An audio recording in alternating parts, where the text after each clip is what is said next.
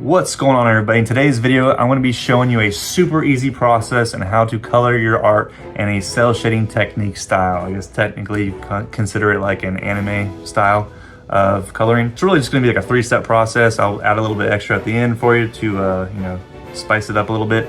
But yeah, this is so easy. Anybody can do it. I promise you that. Actually, I think he agrees with me too. Anybody can do this. So let's just get this thing rolling. Okay, so first things first, obviously you need your drawing, whatever your line art is, right? So this is what I'm going to be showing you guys. This is what I'm going to be using today for demonstration. If you're subscribed to my channel, you've already probably seen what this finished piece looks like from my previous video. But for those of you who haven't, this is Koraidon. It's like a Monster Hunter style redesign of that Pokemon right there. So there's my drawing, right? First thing you got to do is you're going to have there's really only 3 steps that you need for cel shading. Super straightforward. So you're gonna have, the first thing is going to be your base layer. Your base layer, color flats, whatever you wanna call it, right? So that's gonna be directly underneath your line art layer, right? So this is where you're gonna color in whatever the actual color of your creature, character, whatever it is. So I'm gonna color pick that red. Use whatever color it is that you want for whatever it is you're working on, okay? And this step, pretty easy. You're just gonna start painting in, coloring in, like a little school kid, just coloring in within the lines type of thing. Nothing crazy, right? Just doing your thing. You got a little bluish antenna type of thing there, so you would start coloring that in, right? Doing all that kind of crap, whatever it is, on whatever part. Just go through your drawing, start laying in the color flats. Don't really need to describe that, or don't really need to get into detail with that. That's pretty straightforward stuff, right? So that's what your first layer is, and I will show you what it looks like completed. So that is my initial base color layer, right? So after that, what you want to do is establish where the lighting is going to be coming from. What's your light source? So for this, I'm just going to do generic top left. Sunlight's going to be coming down. So since it's coming from the top left, I'll just draw a little. Let's get a little. Why is it on that brush? I didn't pick that brush.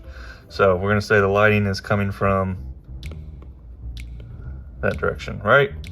So since the lighting's coming from there, that means the shadows would be cast on the bottom right, the opposite. So top left for light, bottom right for your shadows, okay? So we have our color flats layer, which you want to do for your shading layer. This is step 2. You're gonna create a layer on top of your base colors. You're gonna set it to multiply.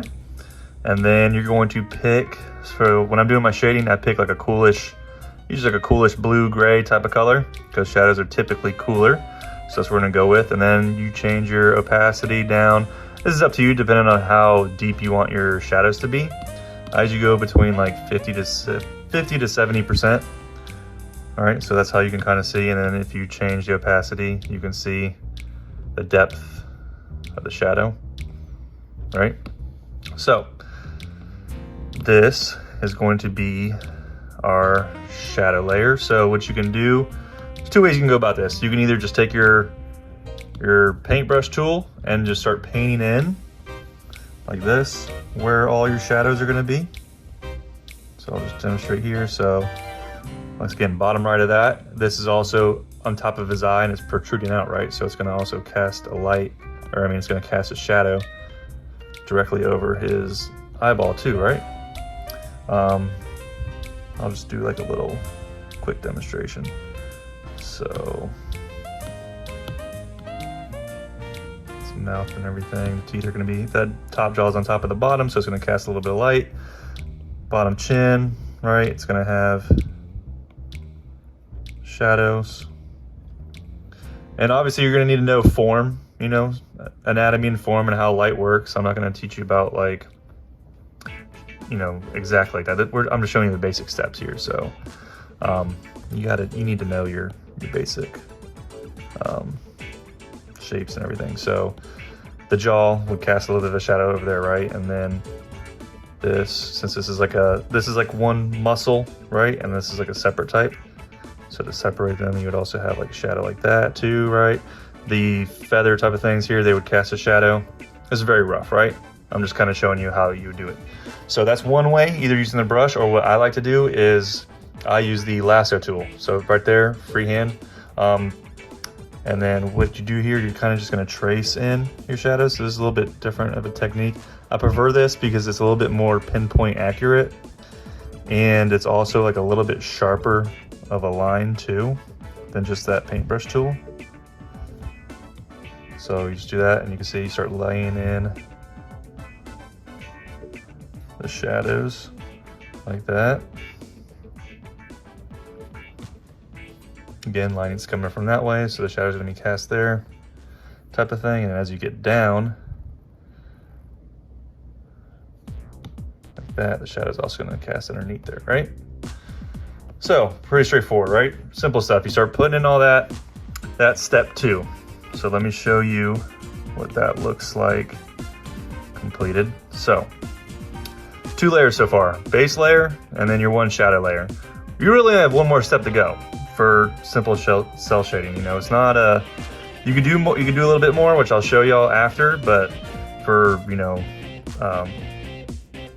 basic cel shading, all you need is 3 layers. So shadow layer, base layer, and then we're gonna go to our highlights. So create a layer on top of your, top of your base. I also kind of usually put it on top of my shadow. It doesn't really matter because it's not gonna be going over the shadow.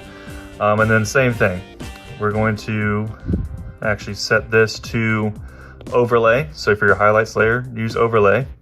Same thing, you're gonna do whatever your opacity you want. And then since the lighting is gonna be lighter and warmer, like let's say it's the sunlight, it's gonna be like yellowish, right?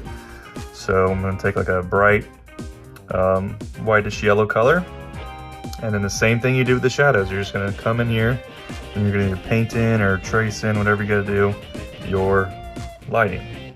So it's gonna be towards the top left of all these things, right? Just like that. Again, I'm just gonna do this really rough, just giving you a kind of a general understanding, right? So drag it in there. And the higher up, since the lighting's this, coming from here, you're gonna have more lighting on the top here versus the bottom, right? So let's just start throwing in some more stuff like that.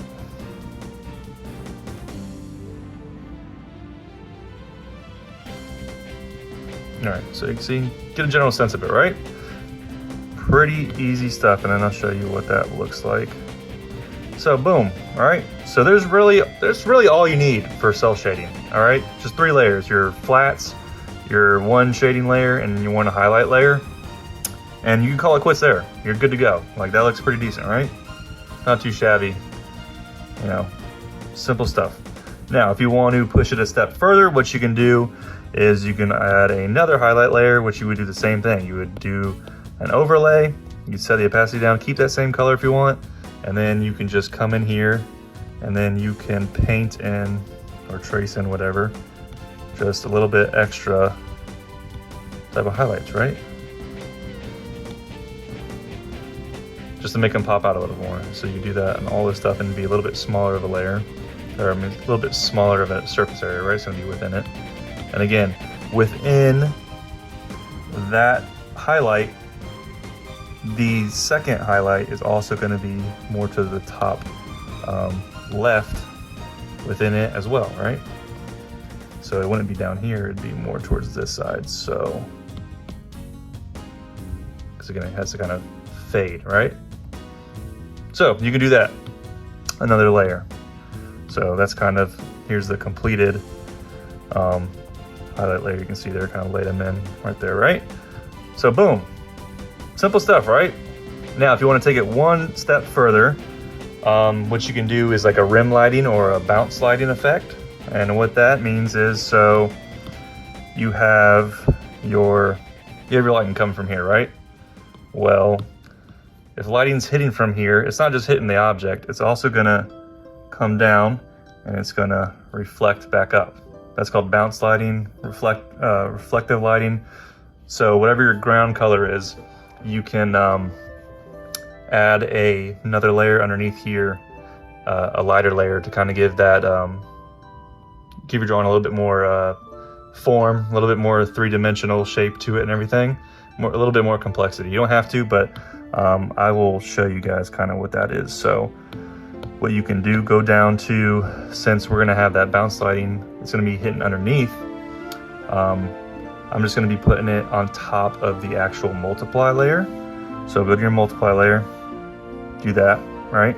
And then whatever color you kind of want that reflective lighting to be, I do usually like a softer brush here. Again, this isn't like a requirement type of thing. And then, watch, I'll select that shadow layer. So that means I'm only gonna be able to paint within that shadow.